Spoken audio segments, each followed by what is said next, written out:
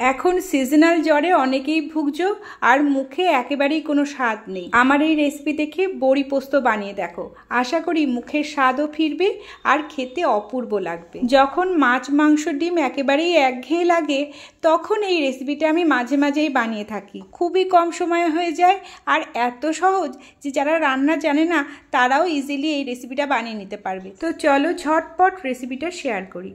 প্রথমেই ফ্রাই প্যানে বেশ কিছুটা সর্ষের তেল দিয়ে কয়েকটা বড়ি হালকা আঁচে ভেজে নিচ্ছি। খুব লাল করে ভাজার দরকার নেই, জাস্ট একটু রং আসলেই এপিট ওপিট সামান্য 2-3 মিনিটের জন্য ভেজে আমি তুলে রাখছি। আমরা দুজনের জন্য বানাচ্ছি বলে অল্প বড়ি দিয়েছি, তোমরা পরিবারের মানুষ অনুযায়ী বড়ির পরিমাণটা বাড়িয়ে দিও। এবার বড়িগুলোকে তুলে রেখে এখানে ফোড়ন দিলাম কালো জিরে। বড়িটা কিন্তু একটু অল্প ভাজা অবস্থাতেই তুলে রাখতে হবে, নাহলে পরে সেদ্ধ হবে না। কালো জিরে এবং শুকনো লঙ্কা ফোড়ন দিয়ে ফোড়নটা একটু ভাজা হলে ডুমো করে কাটা আলুগুলো দিয়ে দিলাম। আমি ছোট 2টো আলু এখানে দিয়েছি।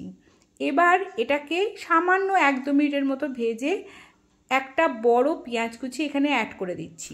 আলুটা 2-3 মিনিট ভাজার পরে কিন্তু আমি পেঁয়াজটা দিয়ে দিয়েছি। এবার পেঁয়াজ আলুকে খুব ভালো করে ভেজে নিচ্ছি। একটু কালার চলে আসলে পেঁয়াজের রঙটা পাল্টে গেলেই আমি কিন্তু এর মধ্যে লবণ এবং হলুদ দিচ্ছি। লবণটা যেহেতু পরে মশলার মধ্যে আমি অ্যাড করেছি তাই আলুতে যেটুকু লবণ লাগবে সামান্য লবণ আর হলুদ আমি দিয়ে দিয়েছি। এবার হলুদ দেওয়ার পর কিন্তু আর বেশি ভাজবো না, তাহলে হলুদটা পুড়ে যাবে, তাই এর মধ্যে জল দিয়ে দিলাম।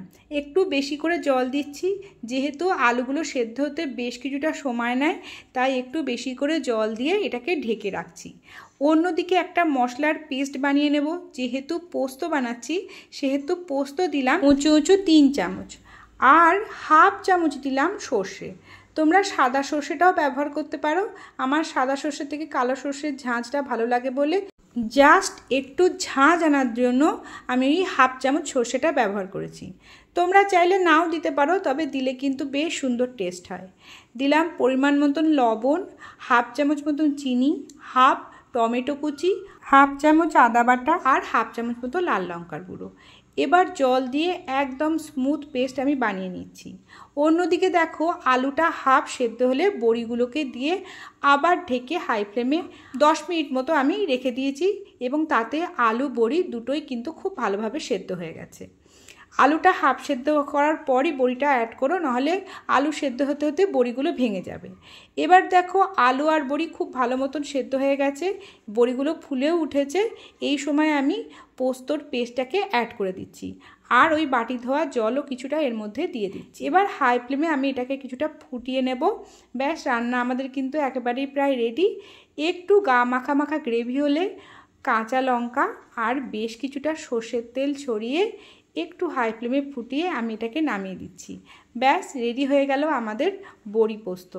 আমার রিকোয়েস্টে একবার অন্তত বানিয়ে দেখো, আশা করি তোমাদের ভীষণ ভালো লাগবে।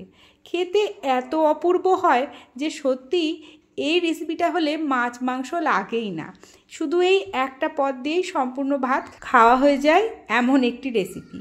আমি তো মাঝে মাঝেই বানাই আর এখন সবারই এটা পছন্দ হয়ে গেছে। মাঝে মাঝেই রিকোয়েস্ট আসছে যে আজ একটু বড়ি পোস্ত বানিও তো।